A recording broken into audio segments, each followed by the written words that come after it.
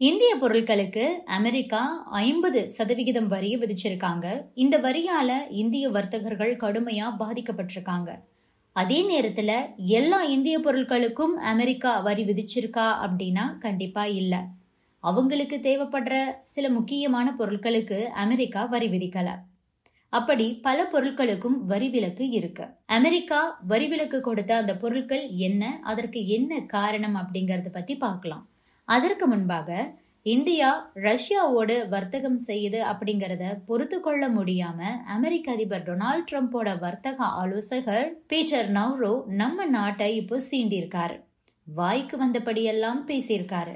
Bloomberg டெலிவிஷனுக்கு Peter Nauru ஒரு பேட்டி கொடுத்திருக்காரு. அதுலதான் என்ன பேசியிருக்காருன்னா, உக்ரைன்ல நடைபெறும் போர் மோடியின் போர்.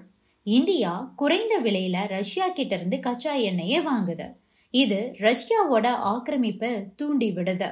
இந்தியாவோட செயலால அமெரிக்காவில இருக்கிற அனைவருமே பாதிப்பை சந்திச்சுக்கிட்டு இருக்காங்க.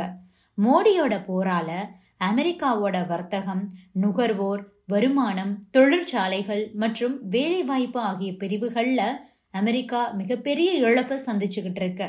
அது மட்டுமின்றி அமெரிக்க வரி செலுத்துவோர் மீது ஒரு மிகப்பெரிய சுமைய அதிகரிச்சிருக்கு. இந்தியர்கள் இந்த விவகாரத்துல ரொம்பவும் திமிரு பிடிச்சவங்களா இருக்கிறது எனக்கு ரொம்ப கவலையை கொடுக்குது. அவங்க எங்க கிட்ட அதிக வரிகள் இல்ல, இது எங்களது இறையாண்மை, நாங்கள் விரும்பும் எவரிடமிருந்தும் கச்சா எண்ணெயை வாங்கலாம்னு சொல்றாங்க. அதோடு உலகின் மிகப்பெரிய ஜனநாயக நாடு என்று வேறு இந்தியா கூறுகிறது. அதற்கு ஏற்றாற் போல் கண்டிப்பாக இந்தியா செயல்படணும். இந்தியா தள்ளுபடி விலையில எண்ணெய் வாங்குவதன் மூலமா தனக்கு கிடைக்கக்கூடிய பணத்தை வச்சுதான் ரஷ்யா போர் இயந்திரத்தை பயன்படுத்திக்கிட்டு இருக்கு. உக்ரைன் மக்களை கொல்லுது. எங்களோட கோரிக்கையை ஏற்று ரஷ்யா கிட்ட இருந்து எண்ணெய வாங்குறத நிறுத்தினா இந்தியா மீதான வரியில 25% நாங்க குறைப்போம். இந்த மாதிரி பீட்டர் நவ்ரோ இந்தியா மீது குற்றச்சாட்டை வச்சிருக்காரு. பீட்டர் நவ்ரோ இப்படி இந்தியா பத்தி பேசுறது ஒன்னும் முதல் முறை கிடையாது. இதற்கு முன்பும் இந்த மாதிரி தான் பேசியிருக்காரு. சமீபத்துல கூட வரிகளின் மகாராஜா இந்தியா அப்படின்னு விமர்சனம் பண்ணியிருந்தாருங்கிறதையும் நாம் இங்கு குறிப்பிட்டு சொல்லணும். சரி, இப்போ அமெரிக்கா இந்தியா மீது விதிச்சிருக்கக்கூடிய வரியால எல்லா துறைகளுமே பாதிக்கப்பட்டிருக்கா அப்படின்னா கிடையாது. சில துறைகளுக்கு ட்ரம்ப் அரசு விலக்கு கொடுத்திருக்கு. அதாவது இந்தியாவிலிருந்து ஏற்றுமதி செய்யப்படக்கூடிய சில பொருட்களுக்கு வரி விலக்கு தரப்பட்டிருக்கு. பல்வேறு காரணங்களையும் கருத்தில் வைத்துதான் அந்த பொருட்களுக்கு வரி விலக்கு கொடுக்கப்பட்டிருக்கு. இந்தியாவிலிருந்து அமெரிக்காவுக்கு ஏற்றுமதியாக கூடிய பொருட்கள்ல சுமார் 30.2% பொருட்களுக்கு இந்த வரி விலக்கு கிடைக்கும்.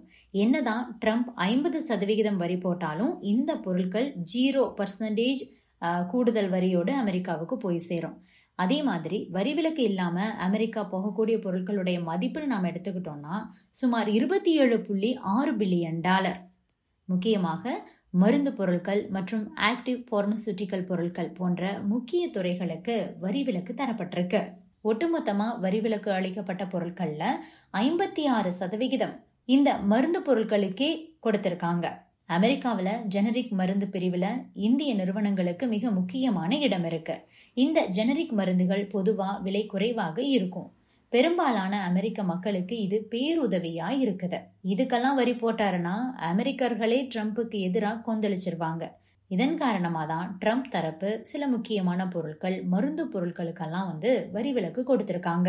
அதே மாதிரி சில எலக்ட்ரானிக் கூட்ஸ், ஸ்மார்ட் போன்ஸ், ஸ்விட்சிங் and routing equipments, integrated circuits, unmounted chips, டயோட்ஸ்கான வேஃபர்ஸ் மற்றும் சாலிட் ஸ்டேட் ஸ்டோரேஜ் டிவைசஸ், இதுக்கெல்லாம் வரி விலக்கு கொடுக்கப்பட்டிருக்கு. இதன் மூலமா இந்தியாவோட எலக்ட்ரானிக்ஸ் எக்ஸ்போர்ட்க்கு ஊக்கமளிக்கப்படுது. அதாவது தமிழகத்துல ரெடியாகக்கூடிய ஐபோன்களுக்கு அமெரிக்காவில் 50% வரி கிடையாது. அடுத்ததா சில முக்கியமான products, refined oil, petrol, jet fuel, books, publications, plastic products, ferro manganese, ferro silicon manganese, ferro chromium, computer equipment, nickel, zinc, chromium, tungsten, platinum, palladium, gold coins, natural rubber, coral, echinoderms, squid bone ஆக இந்த பொருட்களுக்கு எல்லாமே வரி விலக்கு கொடுக்கப்பட்டிருக்கு. அமெரிக்காவுக்கு எதெல்லாம் அத்தியாவசியமான பொருளோ அதுக்கெல்லாம் அதிகமான வரி விதிக்கல. சில குறிப்பிட்ட பொருட்களுக்கு மட்டும்தான் வரி போட்டிருக்காங்க. இதுலயே அமெரிக்காவுடைய நடவடிக்கை எந்த அளவுக்கு ஒருதலை பட்சமானது அப்படிங்கிறது தெரியுது. முக்கியமா இந்தியா ரஷ்யா கிட்ட இருந்து எண்ணெயை வாங்கி அதையெல்லாம் சுத்திகரித்து அமெரிக்கா உள்ளிட்ட ஐரோப்பிய நாடுகளுக்கெல்லாம் விற்று அதில் நல்ல லாபம் பார்க்குறாங்க அப்படிங்கிறது தான் அமெரிக்காவோட முதன்மையான குற்றச்சாட்டு. அப்படி இருக்கும்போது இந்தியா கிட்ட இருந்து வாங்கக்கூடிய பெட்ரோல் மாதிரியான ஆயில் பொருட்களுக்கெல்லாம் பார்த்தீங்கன்னா அமெரிக்கா கூடுதல் வரி விதிக்கலை. இந்தியா தான் ரஷ்யா கிட்ட இருந்து ஆயிலை வாங்கி அதை சுத்திகரிப்பு பண்ணி அமெரிக்காவுக்கே அனுப்புது. அப்படிங்கும்போது எதுக்காக அமெரிக்கா அதை வாங்கணும்?